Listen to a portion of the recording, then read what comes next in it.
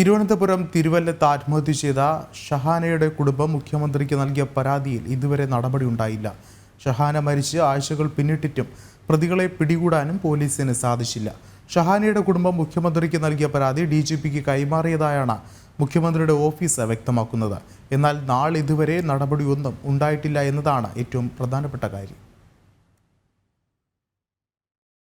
ഷഹാനയുടെ കുടുംബം മുഖ്യമന്ത്രിക്ക് നൽകിയ പരാതി ഓഫീസിൽ നിന്ന് DGPക്ക് കൈമാറിയിട്ടുണ്ടെന്നാണ് മുഖ്യമന്ത്രിയുടെ തന്നെ ഓഫീസിൽ നിന്ന് കുടുംബത്തിന് ലഭിച്ച മറുപടി. എന്നാൽ കേസിൽ കാര്യമായ പുരോഗതി ഒന്നും തന്നെ ഉണ്ടായിട്ടില്ല എന്നാണ് ബന്ധുക്കൾ ആരോപിക്കുന്നത്. ഷഹാന ആത്മഹത്യ ചെയ്ത് ആഴ്ചകൾ പിന്നിടുമ്പോഴും പ്രതികൾ എവിടെയാണെന്ന കാര്യത്തിൽ പോലീസിന് ഒരു വിവരവുമില്ല. പ്രതികൾ ഒളിവിലാണെന്ന് മാത്രമാണ് പോലീസ് ഇപ്പോഴും പറയുന്നത്. കഴിഞ്ഞ ദിവസം ഷഹാനയുടെ കുടുംബം സെക്രട്ടേറിയറ്റിന് മുന്നിൽ സത്യാഗ്രഹ സമരം നടത്തിയിരുന്നു.